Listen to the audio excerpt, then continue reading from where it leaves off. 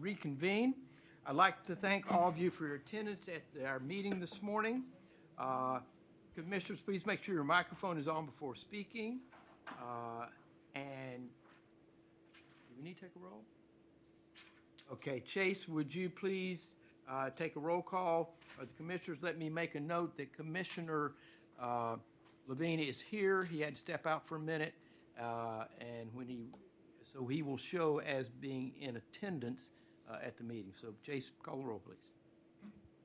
Commissioner Hanson? Present. Is present. Commissioner Levine? Commissioner Patterson? Present. Is present. Commissioner Richards? Present. Is present. Commissioner Sisnet? Present. Is present. Commissioner Smith? Commissioner Tucker? Is present. Commissioner Woodson? And Chairman Griscom? Here. Is present. Mr. Chairman, you have quorum. Thank you. We have a number of items on our agenda today. We're going to begin with votes on updated policies and one updated rule during the Rules, Policy, and Governance Committee report. Second, we will hear several reports from the School Performance and Accountability Committee about school and operational updates. And then there are items from the Business Operations Committee that will provide budget updates for all commissioners. We have 4 charter agreements for schools authorized by the commission to be considered. And then finally, we'll consider one appeal before concluding our business with updates from our staff. Are there any questions or comments regarding the agenda? Motion to approve. Second. Thank you. All those in favor say aye. Aye. Opposed, no. Ayes have it. Thank you much. Our minutes from the January 27, 28, 2022 meeting have been provided. Does anybody have any edits or to the minutes prior to proceeding? Motion to approve. Have a second? Second. Any other discussion? All those in favor say aye. Aye. Opposed, no. Ayes have it. Thank you.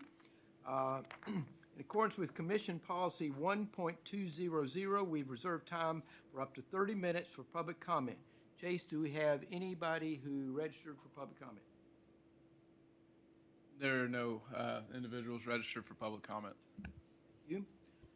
Our next item on our agenda today is a report from the Rules, Policy, and Governance Committee. Commissioner Patterson, I'd like to recognize you to provide the report from your committee meeting yesterday. Thank you, Mr. Chairman. The Rules, Policy, and Governance Committee voted on updated commission rules at our meeting on Thursday. And first, I'd like to recognize Ashley Thomas, our General Counsel, to give the commission an overview of those updated rules.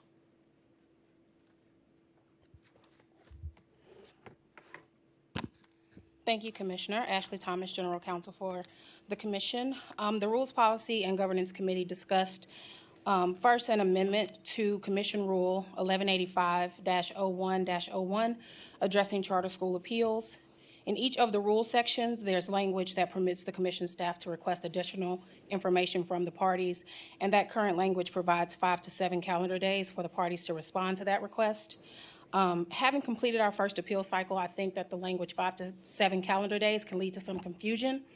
And so the committee voted yesterday on amending the language to read 7 calendar days through the rules section for continuity, as well as giving commission staff the ability to conduct appeal-related interviews virtually. I also propose that these changes be set forth as proposed rules that would not require a rulemaking hearing, just based on the fact that they are non-substantive. Thank you, Ashley. Commissioner, are there any further questions? And Commissioner Patterson, are there any comments you want to make before we vote on these updates? No, nothing further. I'd just like to make a motion to approve. Okay, this is a first reading, correct? That's Thank correct. you. I have a motion to approve. To have a second? Second. Thank you. Any other discussion? All those in favor say aye. Aye. Opposed, no. Ayes have it. Thank you. Terrence, back to you. Thank you, Mr. Chairman. We also, as a committee, voted on updated commission policies yesterday. And again, I'd like to recognize Ashley Thomas, our General Counsel, to provide the commission these policy updates. Thank you, Commissioner. The Rules, Policy, and Governance Committee also discussed updates to various policies, as Commissioner Patterson just stated. The first policy was Policy 1.300 that introduced an annual conflict of interest disclosure form for Commission staff. That is reflected in a reference in Commission Policy 3.200. They discussed Commission Policies 2.000, 2.200, and 2.300 to have the language changed to match the proposed rule that I just referenced, where the language states 5 to 7 calendar days, to change that to be 7 calendar days. There are updates to Commission Policies 2.000 and 3.500 that adjusted the time for public comment from 3 minutes to 2 minutes to create an opportunity for more individuals to give comment. The Rules Policy and Governance Committee also discussed an update to Commission policies, again, to permit any appeal-related interviews to be conducted electronically. And then finally, the committee discussed an update to Commission Policy 3.600 to add a review point of future plans and projections for commission-authorized schools in their renewal applications. Thank you. Ashley, we are now ready for vote on revisions to Commission Policies 1.300, 2.000, 2.100, 2.200, 2.300, 3.200, 3.500, 3.600, and 3.900. Do we have a motion to approve these policies on first and final reading? Seconded. Any other discussion? I'm sorry, Yes. just before you all vote, I have not gone over 3.9. I'm not sure. I will defer to Chairman of the committee how we want to address that. Oh, thank you for that clarification. And I do stand corrected. In yesterday's committee meeting, we separated all of the policies from 3.9 because we did have a little bit further discussion on that particular policy. So yes, I'd like to make, or maybe I'd ask Mr. Sisnet if he could just make a friendly amendment to his motion, all of the policies with the exception of 3.900. Yes, I'd like to make an amendment to all of the policies with the exception of 3.900. Does second agree? Yes, seconded. Thank you for that. Any other discussion? All those in favor say aye. Aye. No, ayes have it. Thank you very much. And thank you, Ashley and Terrence, for your all's work. You do first. Well, and so now we just need to review the 3.900 Okay. rule separately, and then we'll. Thank you. Okay, now, this is what happens when you have a script and your script doesn't get necessarily all the way updated. So just everybody knows we're doing it as we go. Absolutely, I Thank you, understand. Mr. Chair. Thank you. Ashley, go ahead. Okay, so policy 3.900 is up for first reading. It is a new policy. This would govern any amendment petitions received by the commission for its authorized schools. This policy requires that governing boards of commission-authorized schools to submit additional documentation with their petition in addition to the Department of Education's application. There were several standards that the supporting documentation would have. This policy was discussed with both the Rules Policy and Governance Committee, as well as the School Performance and Accountability Committees. There were some suggested changes to the language to allow for separating out the petitions and the supporting documentation that would be needed. I believe, and Chairman, correct me if I'm wrong, we will rework the language, bring it back to both committees for their discussion, and then put it forth for a final vote in July. That's correct. Do we need any action today? Yes, it would need to be approved on first reading. First reading. Yes. So do I have a motion to approve on first reading, Commission Policy 3.900? So moved. Second? Any other discussion? Thank you for helping the chair. Much appreciated. Thank you. All those in favor say aye. Aye. Those no, ayes have it. Thank you. And now, Ashley, thank you, and Commissioner Patterson, thank you for the good work. Thank you. Thank you. Now, we're going to hear a report from our School Performance and Accountability Committee. I'd like to recognize Commissioner Richards to introduce these items. Thank you, Mr. Chairman. At the School Performance and Accountability Committee, the committee heard several updates from staff on the core functions of the commission. I'd like to first recognize Tess Stovall and Maggie Lund to provide a school pre-opening update. After that presentation, Maggie Lund and Beth Figueroa will discuss engagement that the staff has had with school operators under the commission. And then Director of Finance and Operations Melanie Harrell will review school funding for the 2023 school year to conclude this committee update.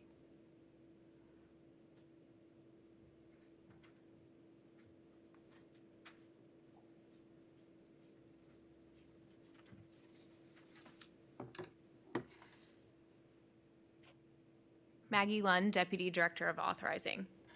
I'll be providing our update today for the School Performance and Accountability Committee. In the School Performance and Accountability Committee meeting, we discussed the Commission's staff's conclusion of site visits for this spring. All site visits have been completed as scheduled, and all reports have been sent to school sites, with the exception of Nashville Collegiate Prep, as we just completed their site visit last week. All reports will be shared with the Commission once complete. Bluff City High School is in its interim review, which means that it's within its 5th year of its 10-year charter agreement, which means that they had a higher stakes site visit that will be part of their interim review report. High-level trends will also be shared. We also provided pre-opening updates during this meeting.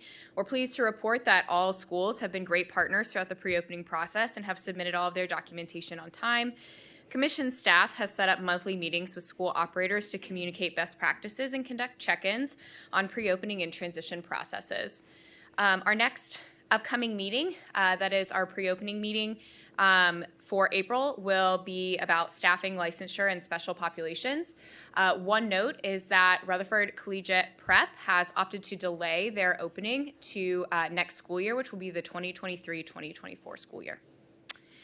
In addition, we talked about engaging our school operators, and we updated the committee on ways in which the Commission staff is working closely with schools. Since fall 2021, we have been providing quarterly feedback letters to our schools highlighting strengths and areas of focus. We also held our first quarterly stakeholder meeting last week where we discussed policy updates that were heard by the Commission today, the school performance framework, and we spent time celebrating items about that the schools are proud of. And we heard from the committee yesterday that we will also be sharing those going forward with the Commission. Finally, during our time together, we discussed the school performance framework. The Commission staff, in partnership with SchoolWorks, has engaged multiple stakeholder groups throughout this process. That includes internal stakeholder groups. A large thank you to Derwin for participating in this process. External stakeholder groups, as well as our current school operators. Our school operator information gathering session took place last week during our quarterly feedback meeting, and we received very great feedback from our school operators regarding the performance framework. We shared some of the high-level trends with the committee during this time, looking specifically at a mission-specific school goal within the framework, adjusting comparison thresholds and data, and what would be included within the school culture piece. And we also received feedback from the committee at that time regarding some of the financial components in the framework as well. We will continue to work through the information received through these information gathering sessions with stakeholders together with SchoolWorks, and we'll put together a proposal of any changes or updates. While we have engaged many stakeholders in this process to ensure feedback is captured, it's ultimately the Commission's decision as to what changes, if any, are made to the framework. And the goal is to have a new refreshed framework in front of the Commission for the July meeting for approval. Thank you. Are there any questions? Mr. Tucker. Y'all missed me yesterday, I know. I have several questions. So first, in the review of the current schools, you mentioned, there's a mention on the slide that special populations compliance is improving. I'm specifically want to ask about Nashville Collegiate Prep.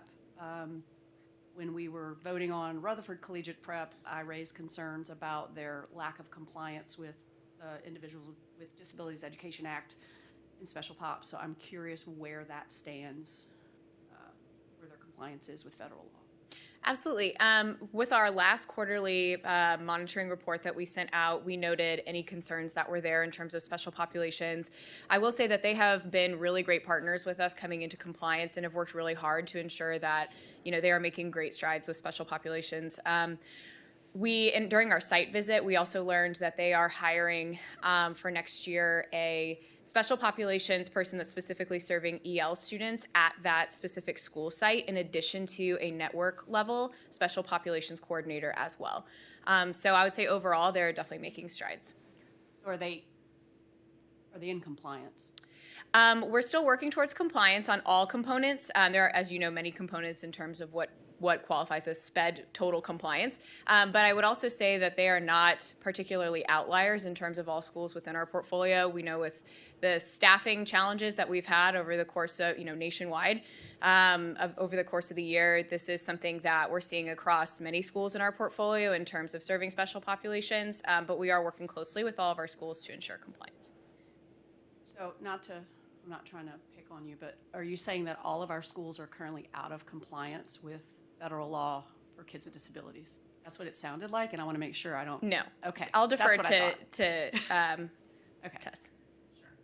I think, as you know, as a special, when we look at all, like, we do quarterly monitoring on our random selection of IEPs. We regularly find documentation, et cetera, not in compliance. And so they get notified of that regularly. That is something consistent across all of our schools. We're checking licensure, we're checking ratios, et cetera. And so what I always say is, are all of our schools, if we pull a random IEP, is everyone fully in compliance at all times? No, but we are monitoring them. We just reviewed and completed the TDOE's IEP monitoring that we got feedback back from, and we are moving towards the compliance. And so this is honestly an area where, even when we're looking at our organizational performance framework, we as a commission need to determine how do we want to evaluate schools around these areas where, as much as we all want 100% compliance all the time, there are going to be times where a document is missing, notice was not provided, et cetera. And so if they fix that, what does that mean? Do we give them an approaching standard? Do we give them a does not meet standard? Right. I think these are conversations that we are having internally as the team of we want to be moving schools always towards that gold standard of full compliance. But as anyone who's worked in a school or anywhere knows, even from a financial audit perspective, 100% clean audit is rarely going to happen. Thank you. So I guess my concern is, I get that sometimes documents are out of line or there's a box not checked. That is different to me than not having certified special educators actually fulfilling students' IEPs, which was my understanding of the compliance issue at Nashville Collegiate Prep when we last discussed it. So am I correct on that? That was their compliance issue, certified teachers? Yes, and that person has come into licensure and Okay. Yeah. So they are currently in They are compliance. currently in with compliance. their Yeah. In terms of staffing, yes. Okay, thank you. That's where that was where my question was, and so just in response to what you said, Tess, I do appreciate nothing is perfect, but I do feel like for special populations, especially with the amount of law behind it and the reasons for that law, compliance is really the floor. And so that is like, we shouldn't even be, it is a concern to me if we're talking about compliance. I get we're in a pandemic, there are staffing challenges all around the country, but our schools, I just want to make sure that they're doing right by kids with disabilities. Which leads me to my next question, which you may not be able to answer, but hopefully someone can. For our schools, where are our schools in terms of percentages of students with disabilities? And I know, the reason I'm asking this, I know in the performance framework, there's a note about comparing feeder schools to our schools. I'm assuming that comparison would include percentage of students with disabilities in this area is, nationally it's at about 13%. And here's what our schools' percentage is. Where are our schools? Are there any outliers in our schools as far as those percentages? Are there any schools that have a much higher population of students with disabilities than the district, or a much lower? Yes, so there are, I would say most of our schools on average are serving representative of the community. We do have situations where certain schools are serving more than the surrounding community, and some are serving less. For example, one school that is coming into our portfolio that you're familiar with is Libertas. They serve more than the typical percentage surrounding area. I will say that Nashville Collegiate Prep is serving less at this time in terms of the surrounding area. It's something that we discussed with them during the site visit to garner more information as to why that was the case. Some of the information that we received surrounding that is given it's their first year of operation. In the challenges that they had with opening that year, they believe that they believe that they will continue to increase that percentage over the course of the year and years coming as they build trust within that community. And what is their percentage that's Their current percentage, I'll have to look for the exact number. I believe it's around 3%. 3%? Yes.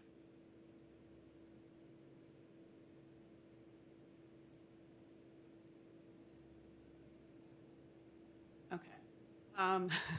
And that's specifically for students with disabilities. Right, that's what I'm asking about. So I'm just trying to process that since the national average is around 13% and our state average, I think, is at least 12%.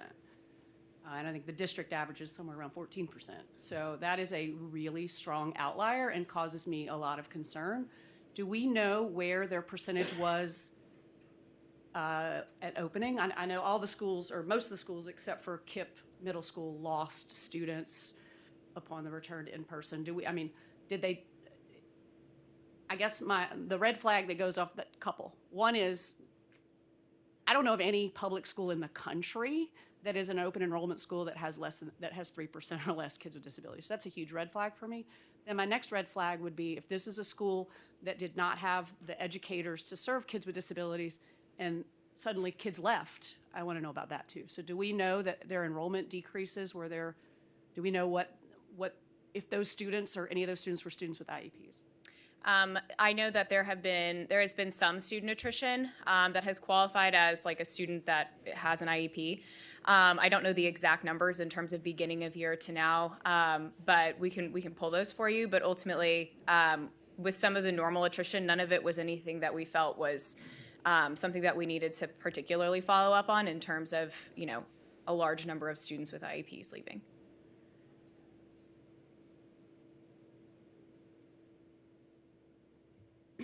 Does our performance framework currently address the issue of special populations and appropriately serving them, or is that not even in our framework? Stovall, yes, it's in the organizational performance framework. There's an entire section on special education, an entire section on English learner, complying with rights, etc. What about enrollment, access? Yes.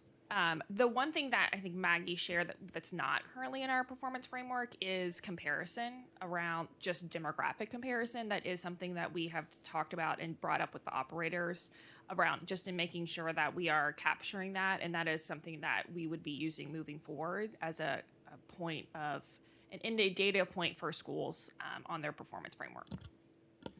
And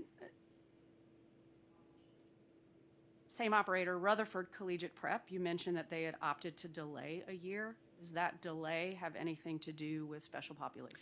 No, this delay has to do with challenges that they've experienced in garnering a facility.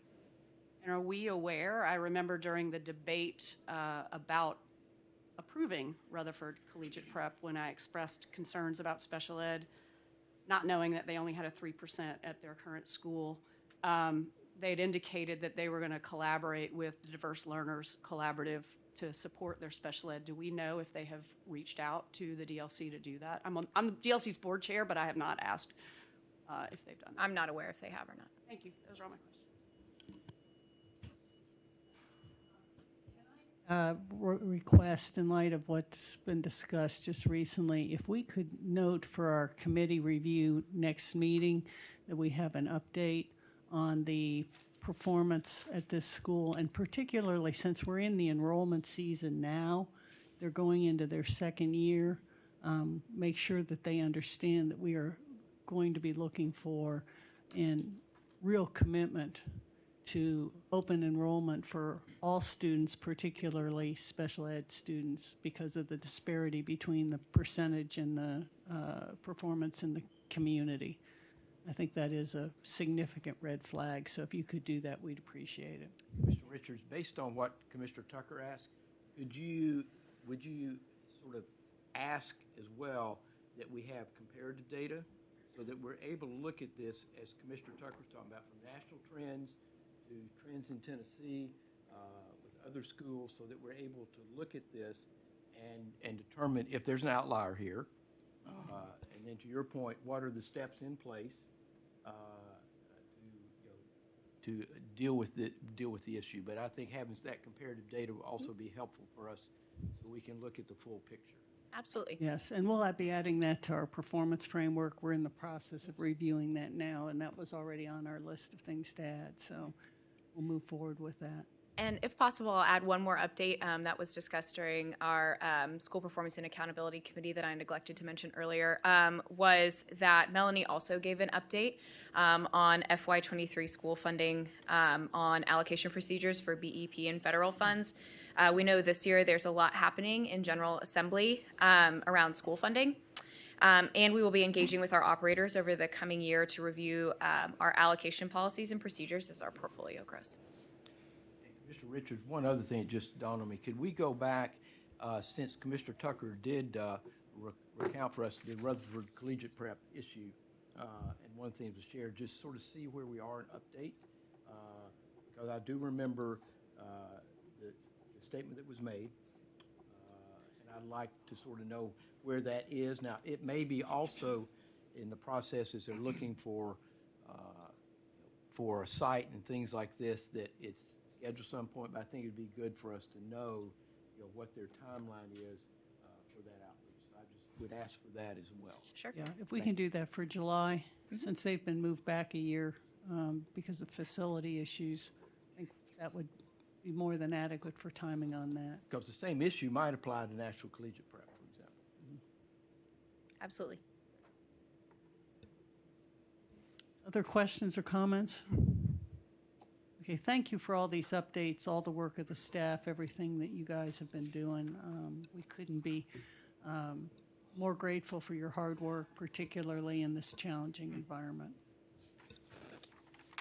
So our next report is from Business Operations Committee. I'd like to recognize Commissioner Hanson for these items. Thank you, Okay? Mr. Chairman. The Business Operations Committees recently discussed the Commission's budget to actuals for fiscal year 2022 and received an update to the fiscal year 2023 budget. I'd like to recognize Melanie Harrell to provide these budget updates for the Commissioners, please. Thank you so much, Chair Hansen. This is Melanie Harrell, the Director of Finance and Operations for the Commission. So as the Chair mentioned, the committee discussed the current FY22 budget to actuals and an update of where we are year to date. These materials were provided for you, so I will not go through all of them, but I think some of the key highlights are that we did see some adjustments to our BEP pass-through dollars as well as our authorizer fee revenue after the last ADM true-up. So that is reflected in our updated projections. We also are no longer anticipating using all of our ESSER administrative set-aside that we allocated for this year. So that forecast was also reduced slightly. Any funding that we end up not reserving for that will be reallocated to schools in the next fiscal year. We did also see that we are well within budget on all of our expenditures, and we are currently still projecting a surplus for the year. For FY23, we also provided a draft potential budget for next fiscal year to the committee. After the conclusion of this legislative session, we intend to bring an amended budget to the committee for approval and for a vote in July. Most notably, our current enrollment projections are to grow from about 1,700 students to 3,900 students. So we will be growing a lot next year. We will be working closely with our schools that are going through the pre-opening process, adding additional grades to make sure that we are keeping an eye on their enrollment projections and accounting for our revenue accordingly. Something else that we also discussed yesterday a bit in our committee meeting is that following our budget hearings in both the House and the Senate, something that Chase Tess-I and Chair Griscom certainly heard from the General Assembly is a continued push for us to be self-sufficient based on our authorizer fee. So something that we also looked at yesterday and are tracking is how much of our current expenditures are covered by the authorizer fee.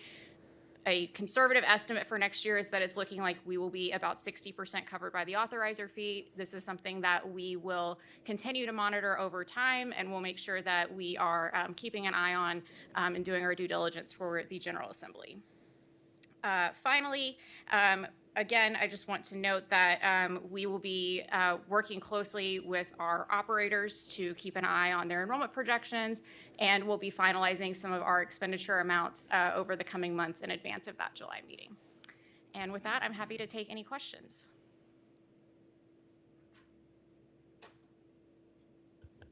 Mr. Chair, I just want to say on behalf of all of the Business Operations Committee members who are present that I'm really proud of Melanie and team for all the hard work, and their projections have been excellent so far. Thank you, Commissioner. I think your committee members are so appreciative of your leadership that they decided that you could carry the weight today. So appreciate your steady hand on that oar. And thank you, Chair Hansen, for your leadership. We appreciate you. And let me make one other point, if I may. I appreciate, Melanie, you recognizing the comment that we did hear at the House Finance Committee. Because I do know there are pressures that come on the authorizing fee, but it was quite direct that they really would like to see if at some point we are less relying on state dollars and look toward the fees we've got. So I appreciate, Dave, that you and your committee had that part of that conversation yesterday and you sharing that, because that clearly was a point that stood out to me as we sat there in that hearing that day. Thank you. Thank you. And with that, next item on our agenda are charter agreements from 4 charter schools. They'll be operating under the commission. We'll vote on these agreements separately after Beth Figueroa and Ashley Thomas had provide an overview on the agreements and take questions from commissioners that they have. So, Ashley, thank you. Thank you, Chairman. As you stated, I'm bringing 4 different agreements before the Commission for approval. I will state that the large majority of the terms of these agreements match those currently in effect for schools in our portfolio. But I did want to highlight a few points in those agreements. So in all of these agreements, Section 9.3.1 update the requirements if a commission authorized school enters into an agreement with an external service provider. This is based on the commission's self-evaluation, and so we added that term. I did not get any feedback from any of the schools in relation to that. Just to separate it out a little bit, with respect to the Rutherford Collegiate Prep Charter Agreement, you will note that in Section 1.2, there's language that shows that they have elected to delay their opening to the 2023-2024 school year pursuant to state law. And then I wanted to highlight that in Section 1.3, we introduced a requirement of a development schedule to be included as an exhibit for this school. This calls back to the earlier discussion the Commission was just having. That schedule would include updates to securing a short-term and long-term facility plan, the enrollment of students, as well as community engagement. So I will pause there for the Rutherford Collegiate Prep if the Commission has any questions. Mr. Tucker. I don't have a question. I know you're going to be shocked. I have one comment. I just want to make sure that we are all aware that, and it's the law, so I'm not surprised it's in the agreement, but compliance, following the law for educating kids with disabilities is our responsibility. We're the LEA, and so we do have to hold all of our schools accountable, but we're signing this agreement saying that we will hold this school accountable for that too. So I just definitely want to make sure that commissioners, I know you guys understand that, but that we understand that that is our responsibility. Any other questions? Is there a motion to approve the charter agreement for Rutherford Collegiate Prep? So moved. Do I have a second? Second. Thank you. Any other discussion? Chase, call the roll, please. Commissioner Hanson? Aye. Votes aye. Commissioner Levine? Commissioner Patterson? Aye. Votes aye. Commissioner Richards? Aye. Votes aye. Commissioner Sisnet? Aye. Votes aye. Commissioner Tucker?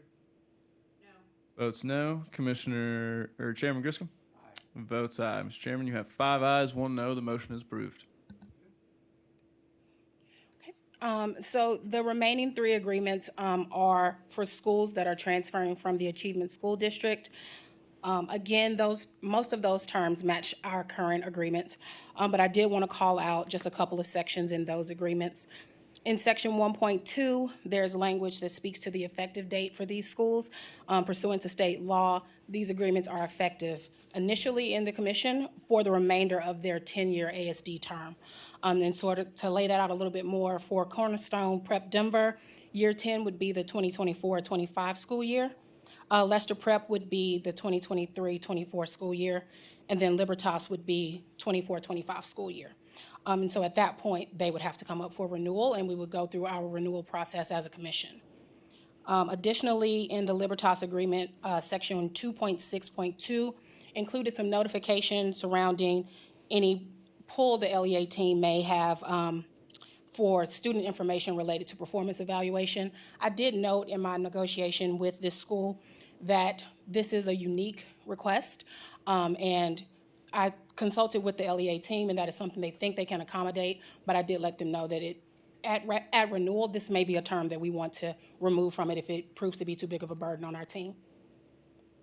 The only other thing I wanted to call out for these agreements, in section 1.3, we did introduce a transition checklist for these schools to sort of help guide them to success as they come into our portfolio. And I'll pause for any questions.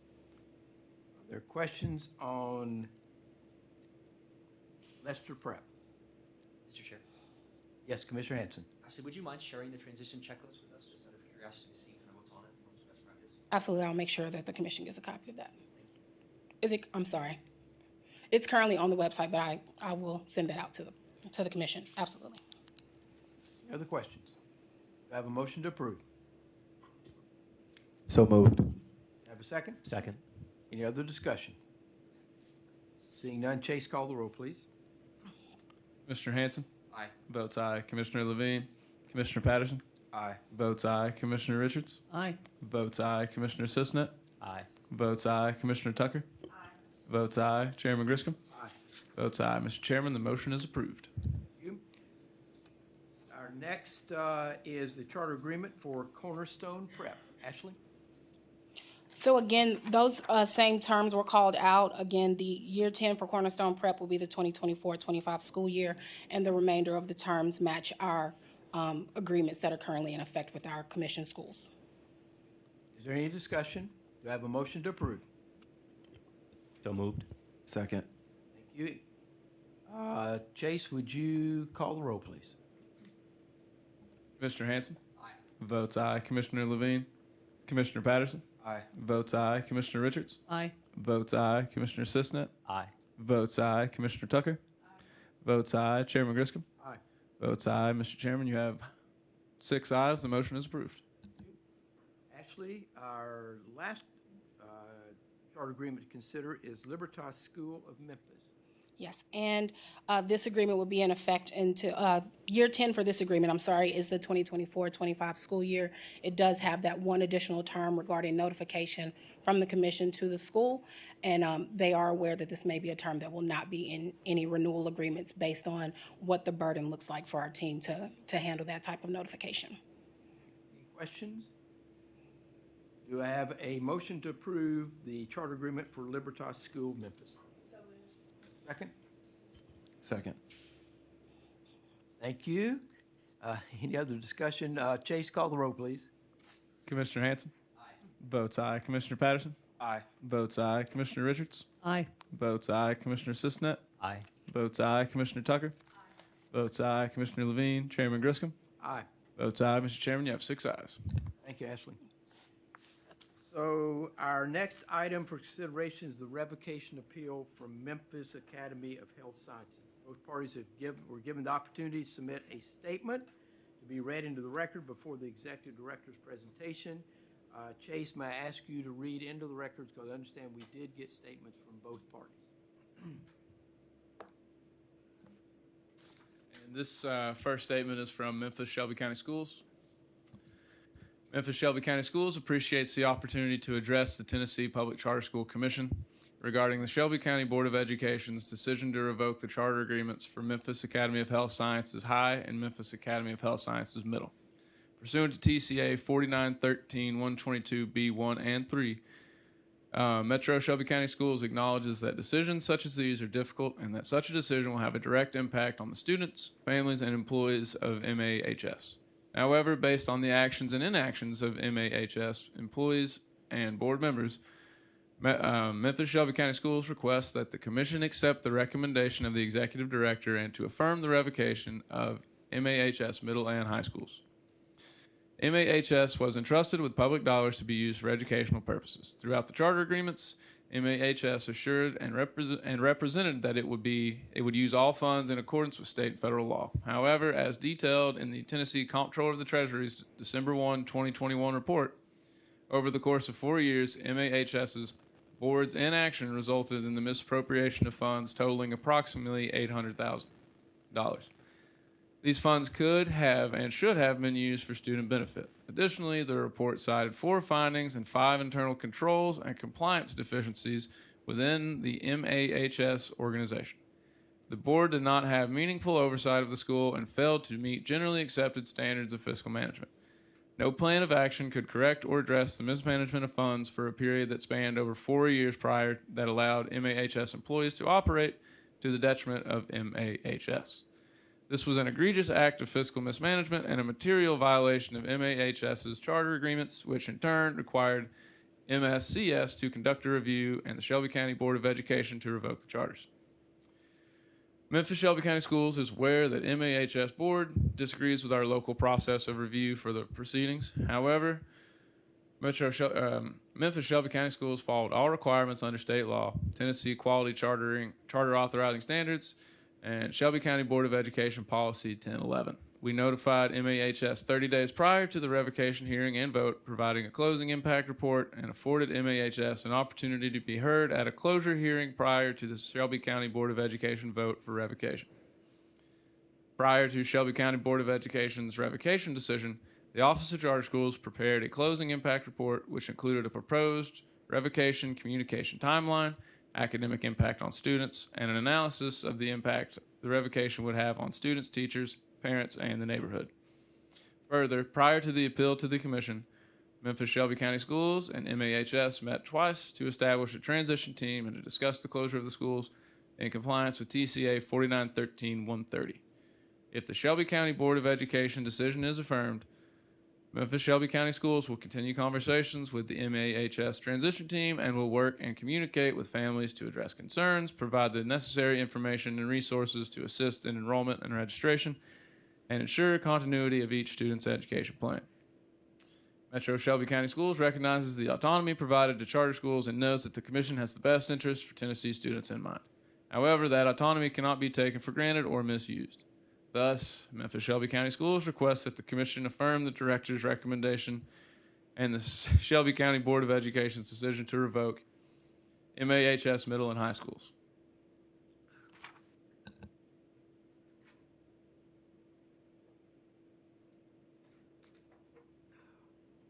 And Mr. Chairman, this written statement is from Memphis Academy of Health Sciences. The Executive Director's April 1, 2022 recommendation contains misstatements that are material. Most importantly, it incorrectly states that the Governing Board has made changes since the Comptroller's report was issued. As fully explained by MAHS, the Governing Board made all required policy revisions and changes to its internal controls prior to the release of the Comptroller's report. The Governing Board, upon being placed on notice of the investigation in November 2019, immediately began its own investigation and review of its processes and procedures and rectified each and every internal control issue before the release of the Comptroller's report. In many cases, the required changes were made almost 2 years before the release of the report. This distinction is significant and most certainly should be considered by the Commission, and this distinction should have been understood by the Executive Director prior to making the recommendation. It should also be considered when determining whether this Governing Board is more than merely good-intentioned. The recommendation further states that the school closing report was provided to MAHS on December 13, 2021. The closing report provided on December 13, 2021 contained substantive errors, however, which required Memphis Shelby County Schools to revise it. The revised report was provided to MAHS a mere 6 days before the revocation hearing, and MAHS was never provided access to the information used to compile this report. Memphis Academy of Health Sciences contends this was neither timely nor sufficient. Memphis Shelby County Schools completely failed to follow its board policy 1011 regarding revocation. Respectfully, this commission should require that Memphis Academy of Health Science follow its own enacted revocation policy. To determine otherwise results in there being no policy whatsoever. MAHS does not dispute the egregious actions by its prior administration. These former employees have been indicted, and MAHS has already sued them, seeking return of the funds improperly received. MAHS simply was not, however, provided with the process to which it was entitled by statute. These issues, while they may well be substantiated, are not material violations because MAHS has not provided with an opportunity to remedy as required by TCA 4913-108. An opportunity to remedy cannot mean an opportunity to undo past acts or omissions, as no charter school could possibly remedy charter violations that have already occurred. That would be an impossible task. Instead, the language in the statute must mean that charter schools are provided with an opportunity to correct course so that no future violations occur. While the actions by the former administration are serious, the changes enacted by the governing board, equally serious and all completed prior to the release of the comptroller's report, show that the internal control deficiencies have already been corrected. The school's financial scorecards do not show any remaining financial issues. The schools continue to perform better than the neighborhood schools. There is nothing left to remedy. Closing these schools now in 2022 after the governing board made sweeping changes beginning in 2019 and which are operating without issues and performing much better than available neighborhood schools only compounds the damages already done by these former employees. There is no doubt that closure of these schools will result in a vast majority of students attending lower performing neighborhood schools. These students will not be provided an opportunity to remedy this result. On our Executive Director, Tess Stovall, to do a presentation.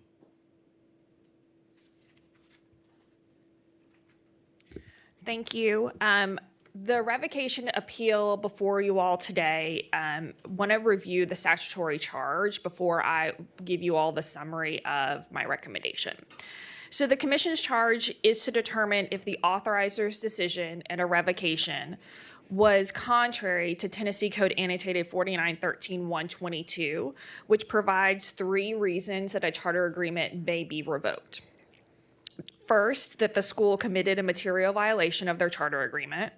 Second, they failed to meet or make sufficient progress toward performance expectations in the charter agreement. And third, it failed to meet generally accepted standards of financial management. The appeal in front of the commission today is from the governing board of Memphis Academy of Health Sciences regarding Memphis Shelby County Schools' decision to revoke the charter agreements of its middle and high school. The basis of the district's decision to revoke these agreements was on the comptroller's investigation report of the schools, which was issued in December of 2021. Based on the findings of this report, the district determined in their decision-making that the school and governing board had committed a material violation of the charter agreements, the school failed to meet generally accepted standards of financial management, and that it had committed material violations of its 2012 renewal applications. So in order to overturn the district's decision, the commission must find that the decision of Memphis Shelby County Schools was contrary to the reasons to revoke a charter agreement that had been provided in law. If overturned, the schools would continue in operation and Memphis Shelby County Schools would remain the authorizer.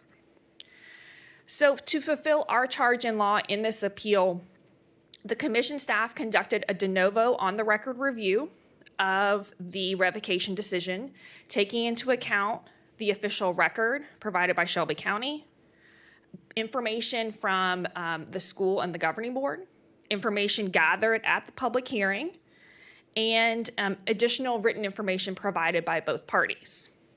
So I used the totality of this evidence to come up with my recommendation. So the basis of the recommendation is based on the comptroller's report, and specifically that the comptroller reviewed financial records of the schools between the period of July 2015 and February of 2021. So based on that investigation, the comptroller issued the following findings.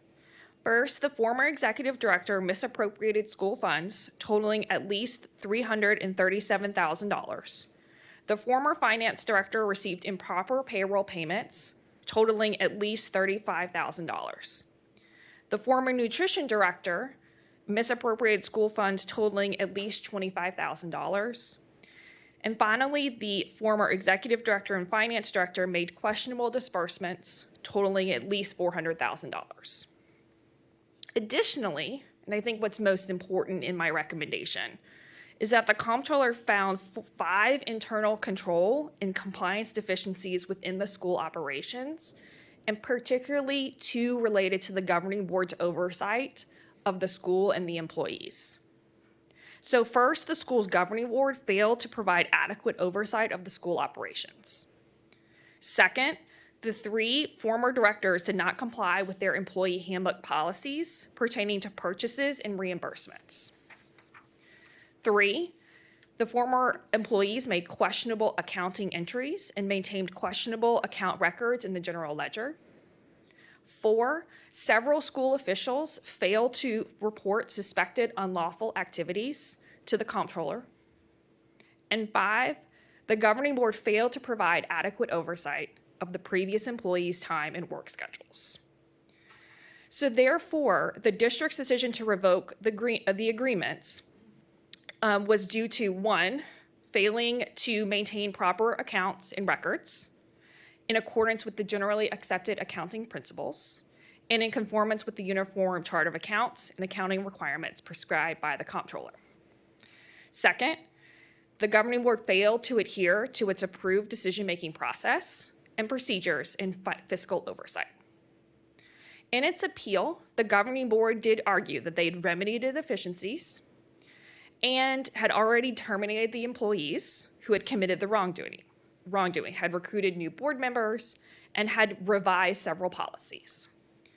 It also stated it would alter its organizational structure to ensure tighter controls over its finances. However, despite the changes that the governing board did make and their demonstrated commitment to the schools, I determined that the record does support the district's rationale for moving to revoke the charter agreements. As you know, I do not take lightly any appeal, and particularly an appeal that's regarding a revocation of charter agreements. However, an authorized charter school is entrusted with significant fiduciary responsibility. It has to protect those funds and has to ensure that those funds are used in the best interest of the students and the community. A charter school must follow its charge in law to maintain the proper usage of those funds and remain in compliance with the charter agreements. So in the case of Memphis Academy of Health Sciences, the record clearly shows that there was a material violation of the charter agreements, and the school failed to meet generally accepted standards of fiscal management. Therefore, it is my recommendation that the commission affirm Memphis Shelby County Schools' decision to revoke the charter agreements.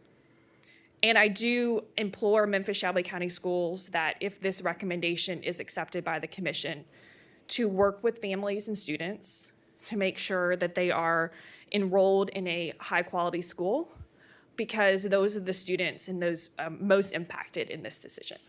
And with that, I'm happy to take any questions.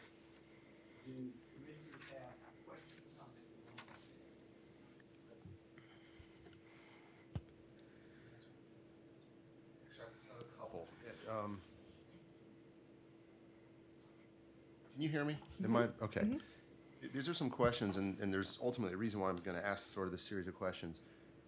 Are you aware of any public schools in Tennessee, non-charter public schools, that have had financial audit problems in the past, historically, ever cited by the comptroller for failure to fulfill their fiduciary responsibilities? Yes. Yeah. Did those schools get closed? I am not familiar or aware.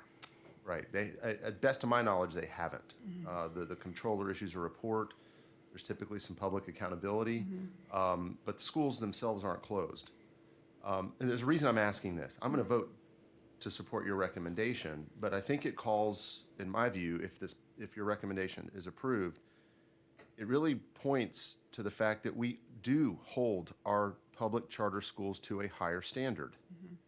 That if, in fact, we allow this school to close based on the actions of the school board, school district, that in fact we're taking a step that goes well beyond what is done in regular public schools. And the shame of it is, we're going to hold this school, theoretically, if it passes, to a higher standard, and this school is going to close, and these students are going to end up, if the data is correct, these students are going to end up back in the public school, non-charter public school system, where the outcomes aren't as good as what they have experienced, which is what the parents were saying.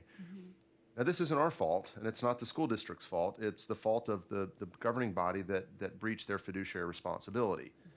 So, but it also, I think, establishes a precedent for others to understand that this commission is serious about when we say, and when the governor says, and the legislature says, we want high-quality, high-performing charter schools, or we're not going to approve them, that we're not joking, that this is real. So I intend to support it, but I wanted to put on the record that when a non-charter public school has financial challenges or difficulties or doesn't fulfill their financial obligations, those schools don't close, but we do. And I think that I think that supports that we are trying to do the right thing for these students and to make sure that we're delivering a result that's measurably and arguably better than what they could get in some of the public schools in those neighborhoods. Commissioner Patterson. I just wanted to also state that I had the chance to attend the hearing in Memphis. Have been very familiar with this school for a long time, and it does sadden me that the actions of few have impacted these children.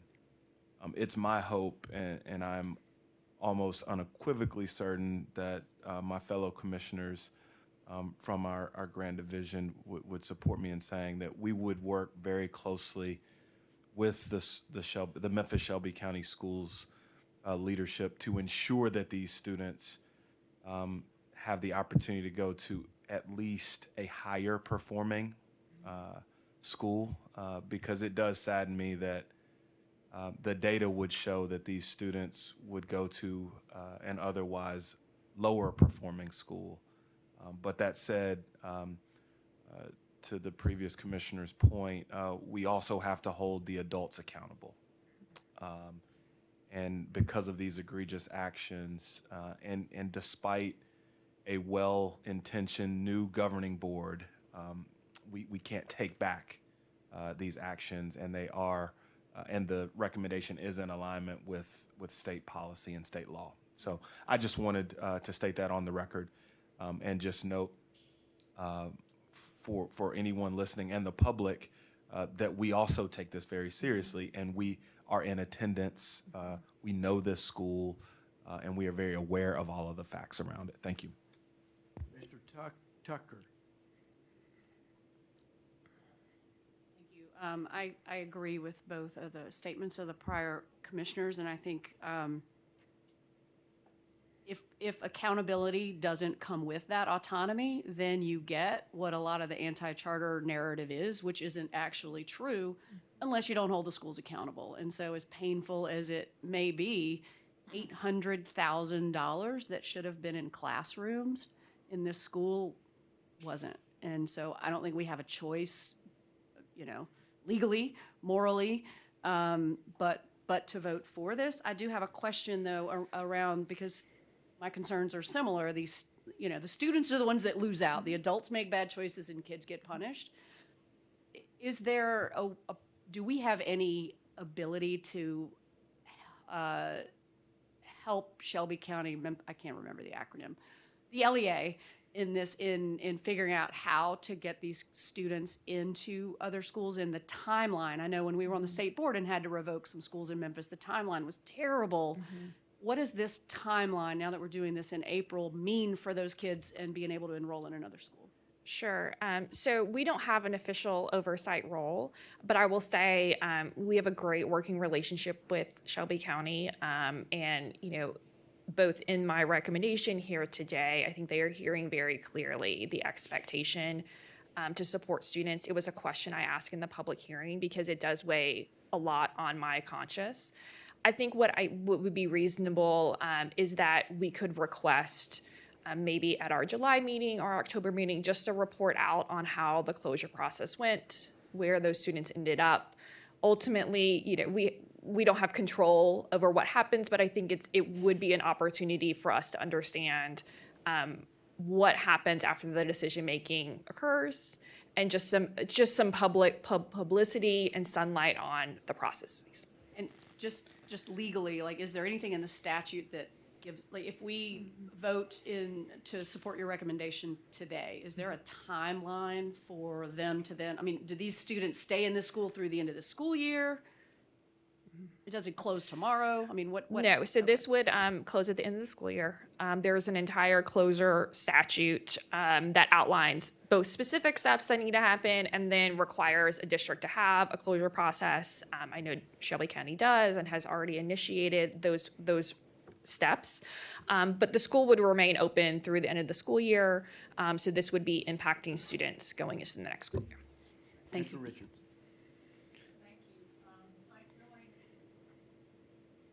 In the comments of the other commissioners, and particularly those of Commissioner Patterson, I was also at the hearing, and it was a very gut-wrenching hearing because of the quality of the effort as far as the education and the results that these schools have achieved, and the fact that this is some adults doing bad things that are going to cause very negative consequences for these children.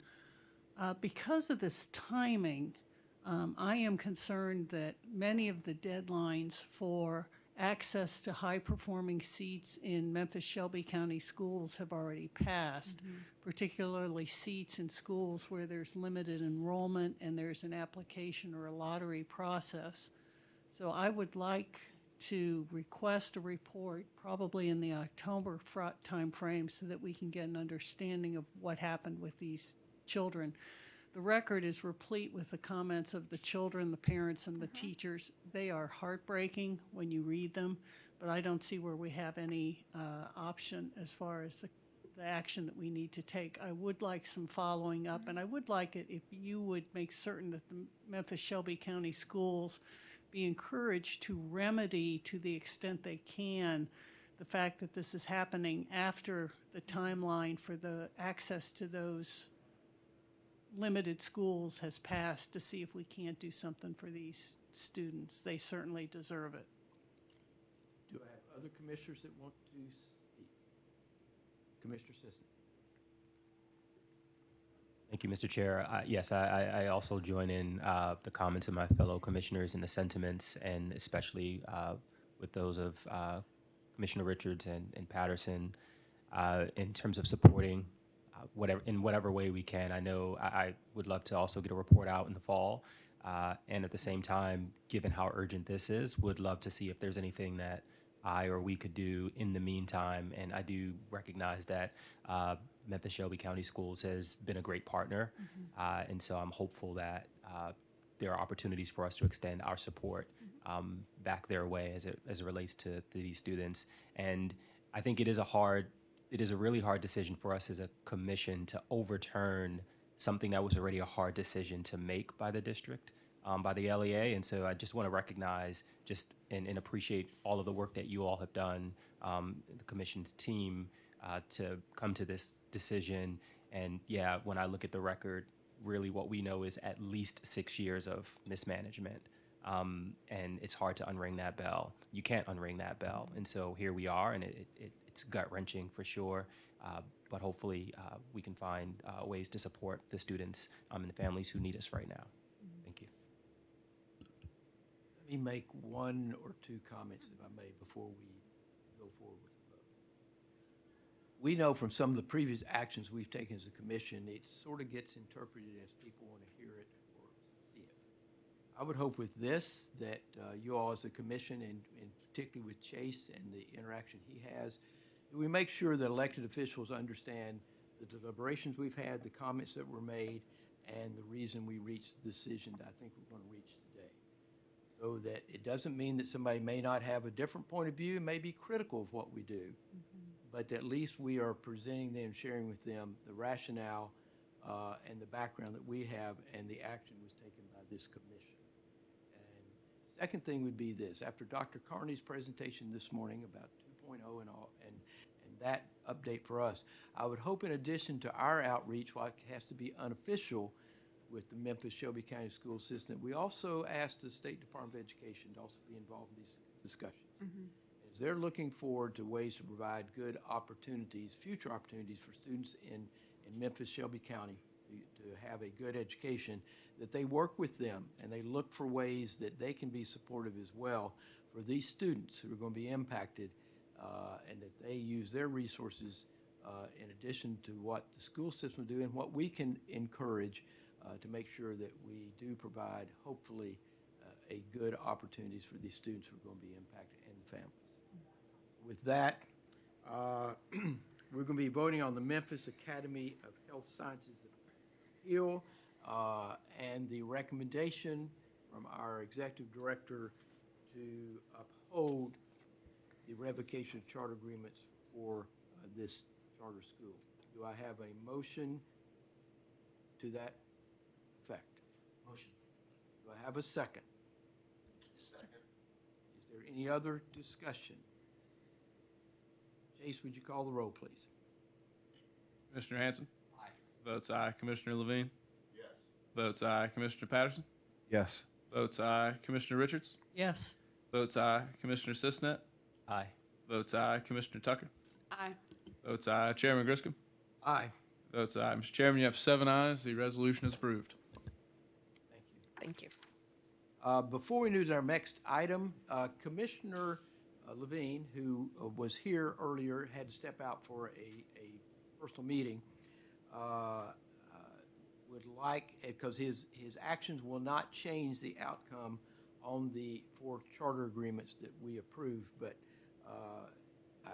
Commissioner Levine, let me call on you for the record. Would you like to at least be recognized on those 4 approvals and how you would have voted? Thank you, Mr. Chair. I stepped out for one reason, but actually something else grasped my attention while I was gone.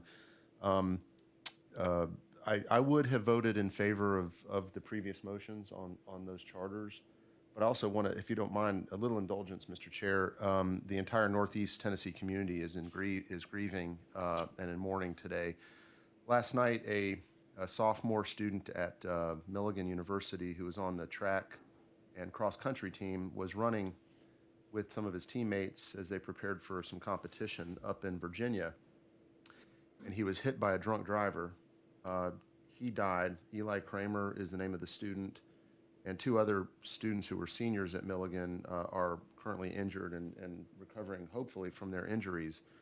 But the entire Northeast Tennessee community has been terribly impacted by this tragedy, and so we'd ask that you would keep Eli and his family in your prayers, and the entire Milligan University community, which actually has canceled classes for today as they collectively grieve over this. So thank you, Mr. Chair. Thank you. Our next item is a brief presentation from Ashley Thomas regarding open meetings, public records, and conflict of interest. Ashley?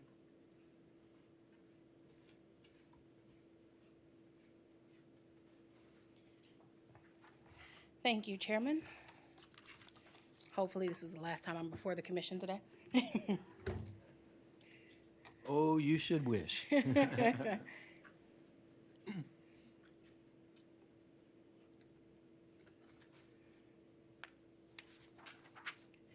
as required by commission policy, as you stated, I want to give a very brief refresher around open records, open meetings, and conflicts of interest. See, the commission does adhere to all Open Records Act requirements, and again, unless there is an indicated exception, this includes all documents and communications. I want to highlight that this does include emails. I want to encourage the members to continue to use their state emails for record preservation purposes. We have received a few public records requests in the past year, and I want to thank the commission for being so diligent in responding to my questions surrounding those requests. As a friendly reminder, any communication with the chair should be informative only and have no consideration of commission decisions.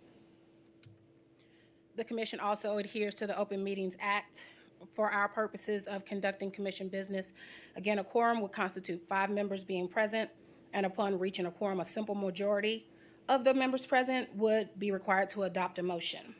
I've listed the requirements of a public meeting being notice, agenda, availability of public presence, and minutes. Let's see, as a reminder, the public right of attendance does provide that the public has a right to attend our meetings, but there's no requirement for them to be permitted to speak. I want to state that the commission satisfies the adequate public notice three-prong test by posting the agenda and meeting dates at least a week in advance with links for public participation on the commission website. And pursuant to policy 1.200, we reserve 30 minutes at the beginning of each meeting to receive those comments. And then finally, I want to remind members and staff that we are required annually to complete a conflict of interest disclosure form. Again, direct conflicts of interest are to be prohibited. Indirect conflicts have to be publicly acknowledged. I'm happy to report that all members and staff have completed their forms for this year. And as always, members and staff are free to reach out to me with any questions or to discuss any potential conflicts and best practices moving forward. So that concludes the refresher for the year, but I'm happy to take any questions if you all have any. Do commissioners have any questions for Ashley? Thank you for the update. Our next presentation is on the strategic plan, which is our first. I want to recognize Drejon Cummins to provide an update on the plan since we approved this back in January. Good morning, Commissioners. I'm really excited to be here today to provide an update on our strategic plan. So we adopted the strategic plan this past January after several months of revision and workshopping. And following that adoption, we've now moved into the tracking phase of our process. Our goal with our tracking system is to, 1, provide detailed information about how we're doing as a commission, and 2, to identify any barriers we have in reaching those goals. To that end, we are creating benchmarks, which are specific and measurable tasks that we'll track each quarter to determine whether or not we're making progress. Ultimately, we plan to use the benchmarks along with the action steps to make sure we're making progress towards our strategic plan. So our process over the last several weeks has been to review the strategic plan using our individual work streams to identify which priorities our work aligns with and to identify what are the benchmarks that would help us reach those priorities. We've been meeting as a team to discuss this drafting process and providing feedback to staff members along the way. Once we've created those benchmarks as a team, we'll compile them and use that information to develop a dashboard. The dashboard will track progress to goals, and we look forward to sharing that with you once it's complete. We'll also integrate regular updates on strategic plan progress out to staff, as it'll be helpful for us in our planning and day-to-day work to know where we are and to know if we need to make any adjustments. You all as a commission will also receive updates on our strategic plan progress. We'll plan to do that at our quarterly meetings. And in addition, as part of our annual calendaring, we'll plan to do a deep dive of the strategic plan to evaluate our progress and to adjust any action steps if needed. And we'll plan to do that at our July meetings. Finally, we'll be hosting a webinar April 8th to share information about our strategic plan process from creation to adoption with our stakeholders. This will be the final step in our initial communications rollout of the strategic plan, as Chase has already shared and discussed our priorities with General Assembly members, school operators, and other stakeholders. And with that, happy to take any questions. Thank you, Drejon. Do commissioners have questions? You put up there one thing I was going to ask you, and that was to give us a quarterly update, because we all know, we've all done strategic plans, they get done and then sit on a shelf. And so thank you for having that up there, because yes, I was going to ask you, could we do this quarterly, so at least know how we're doing? Also, I would ask, at least maybe annually, that we have feedback from our stakeholders, so that we know that they're looking at it, and we gain the benefit if they've got questions or comments as we're going forward to meet this, because I'd like to see that, because a good strategic plan works if you don't leave it sitting and say 3, 4, 5 years later we'll look at it. But if there's adjustments and if things change, if legislation, for example, changes that impacts part of our strategic plan, then I would encourage us to come back and look at it and make those adjustments as well, so that we are tracking along with the responsibilities and authorities that we have. Because we do know, I think it's fair to say, over the next several years, there's still going to be some changes probably to the way that we do business. Absolutely. Thank you. So now we are ready to have our executive director give us her update. Yes?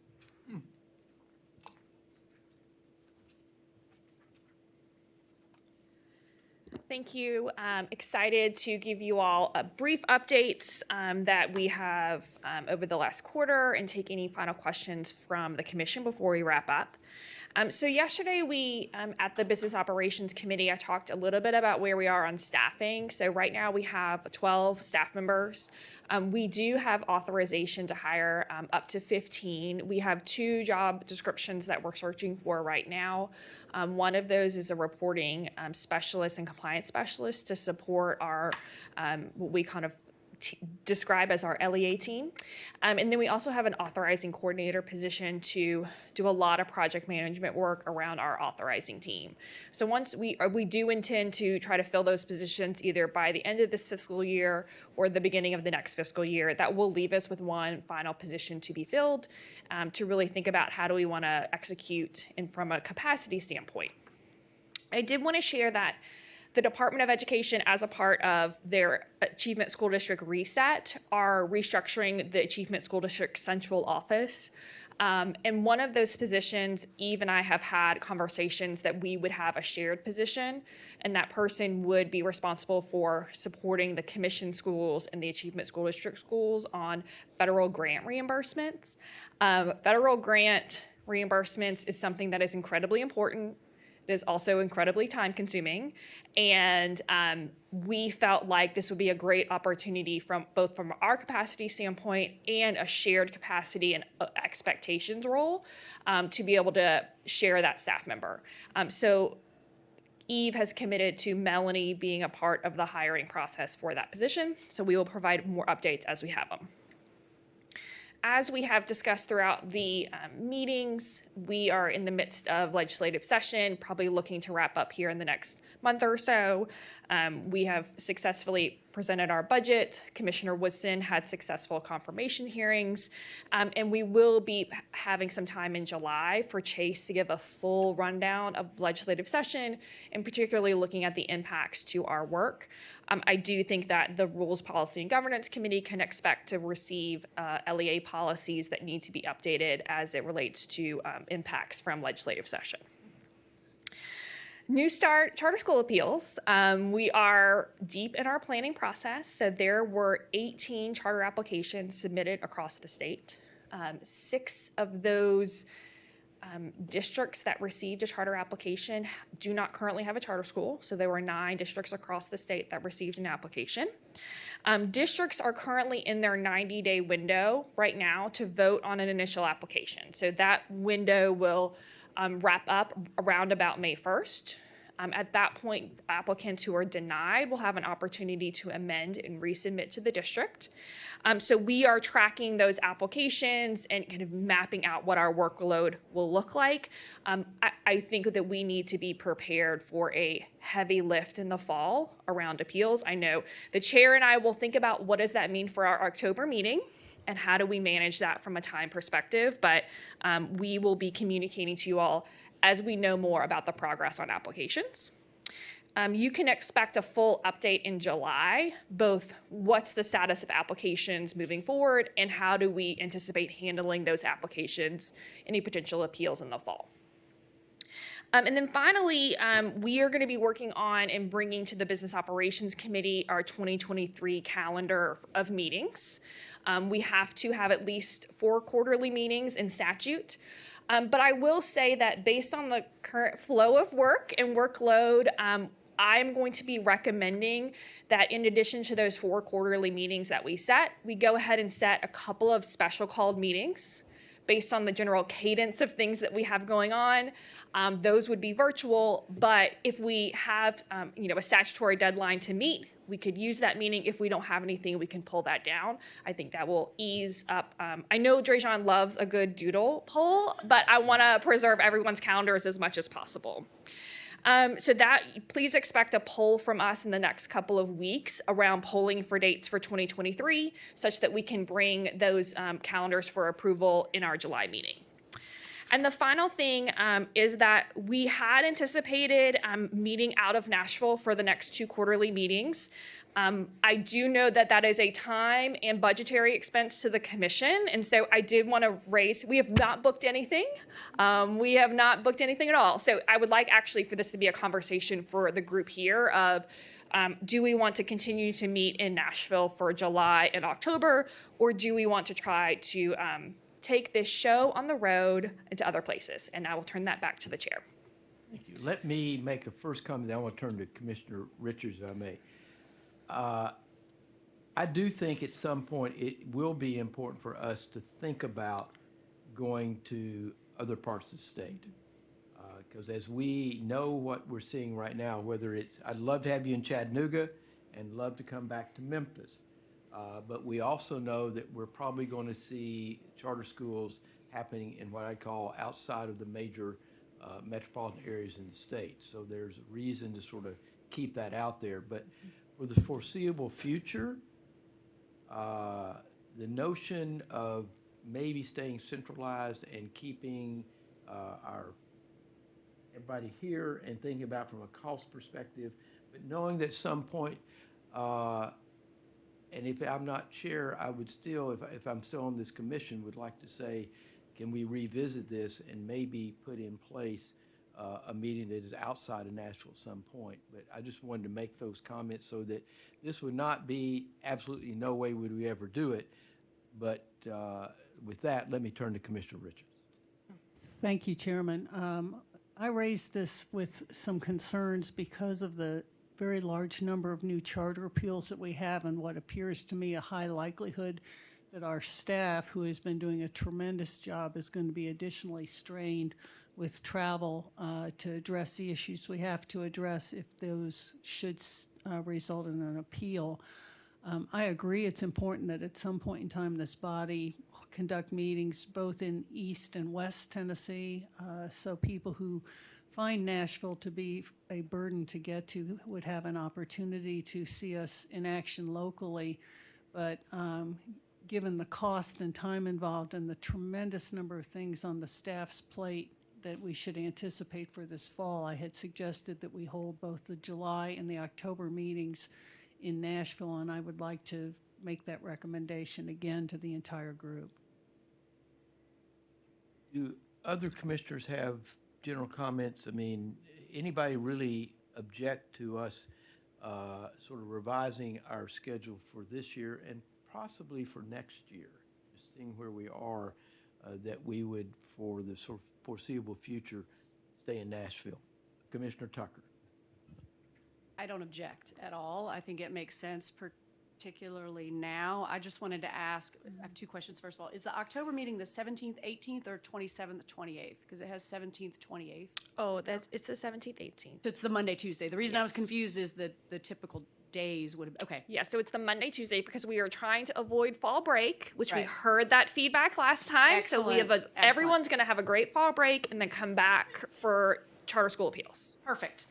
So I agree. I agree that this all makes sense. I do think, and Tess, you and I have talked about this, the state board started doing this because they really felt a need to be out in the communities that they were making decisions about. And so I think at some point it will make sense to do that. I also think being able to be in the schools around the state that will be our schools as we expand will make sense, in doing that on the Thursday and then having the meeting on, or the first day and having the meeting on the next day. My one question about staying local as our work continues to expand across the state is making sure, and I think I know the answer to this, but making sure that the public comment access still exists so that people in East Tennessee don't have to travel here to be able to make public comment if there's a school that we're discussing that's theirs. Sure, thank you. So we have instituted for a number of meetings at this point, and we will continue to do so, both an opportunity to provide in-person written comment as well as an opportunity to provide physical written comment, both for our public hearings, which those we go out and take those, as well as for this meeting. We have not seen a real uptake in the written comment, but we hope that we do, because I think that's, again, another opportunity that we do like to encourage people that, you know, some people like and can come physically location, but if they do provide a written comment, we would provide that to you all as a part of your considerations. I would ask if we could consider, just because, I mean, I think written comment is one thing, and it takes a couple of, but if there is an opportunity for people, I'm not trying to add a bunch of time to our meetings, but I mean, if you're opening a school in my part of the state and I can't get to your meeting and I have strong feelings about that, I would like to be able to actually say those feelings to you. If there was a way to have people be able to zoom in or call in like they did for the Libertas, I know that was an exception, but. Yes, and so I think if that is something that we could potentially talk about, bringing a policy update to figure out how do we want to manage that? Because I absolutely hear that, and I think we have had some challenges getting people connected remotely.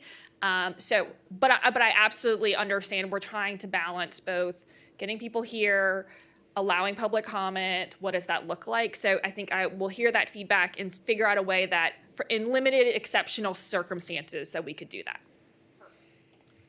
And let me just say, one of the reasons we set this up, because I did talk with Tess about what we've done at TBR. Very similar to what Mr. Tucker talked about the state board did. And that's why I wanted to say, I think there comes a point where we will revisit this, but I appreciate you know, Commissioner Richards, you bringing this up, and Commissioner Sisnett, we talked briefly about it, but I do think for right now it's appropriate. I've got one other thing I'd like to ask you. You and I have had sort of an offline discussion, but as you're looking going forward and as our portfolio of schools continues to grow, I know that part of you and the staff are looking at is how do we really operate an LEA? And I just wanted to mention that to other commissioners. It's not a topic that is not being discussed, thought about by Tess and the team that's here, so that as we see this building out, and we heard from Eve this morning, that I wanted everybody who's a commissioner not to feel like there's not, thoughts being put into that and recognition that we move into a role where we could become a very significant LEA in this state. So, Tess, is that a fair? That is representation? absolutely a fair assessment, and something that we think about all the time. The remaining role that we have slotted as a deputy executive director role, and so what I'm really thinking about is how does that what does that role do? How do they function? How does the kind of the work divide out, et cetera, and also making sure that we are really communicating across all teams, because so much of what plays into the LEA functions plays into the authorizing and vice versa. So. Chairman? Yes. Just to add to that, I think as they go through their transition, it's critical to me as a commissioner, and others may feel this way as well, that if we end up with schools in the pre-tier classification as a result of this first evaluation coming out of the pandemic, I know we'll get notice if they're in tier 1 or tier 2, but I would really like to see us as an operating LEA set a standard for making certain that we wisely utilize in our schools the additional support that the state is going to provide those pre-tier schools to hopefully avoid having schools that end up in tier 1 and tier 2, because I think we do have an ability to focus in as we grow an LEA. We don't start with a large body right off the bat to really make that an effective process. Thank you.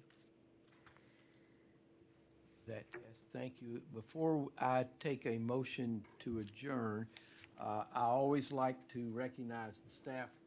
Let you know we know you all are working hard. We appreciate the work. It makes what we come here to do, I hope, very supportive of the things that you all are working on. But thank you, and we do enjoy the opportunities on the nights before where we can sort of step outside these roles and just sort of have a good communication and conversation with you all outside the official part of the business. But thank you all again, and very much we all appreciate the hard work that we know you're doing. It makes what we're doing that much easier. So appreciate that. With that, any commissioner have other comments they want to make before we entertain a motion to adjourn? Do I have a motion to adjourn? Motion. Second. Second. I know we all love being here. All those in favor say aye. Aye. Opposed, no. Ayes have it. Thank you all, and we'll see you in July, if not before. I'd like the record to reflect I voted no. Right, yes.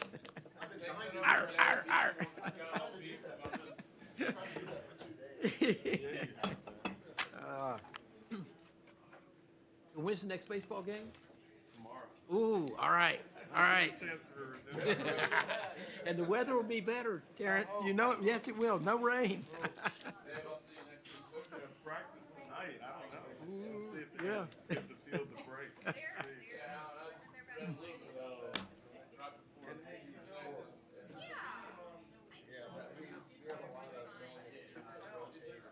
Look, On the internet, it shows it's just the sun and 2 months. I think it is. I Let didn't me. think it was worth bringing up. Oh, no, let me look. I'm pretty sure. I've just got it on the Thursday.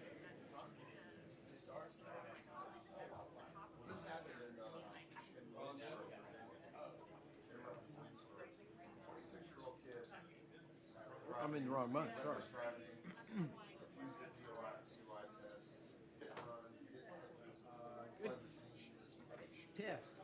Tess. Me. Our July meetings, is it just one?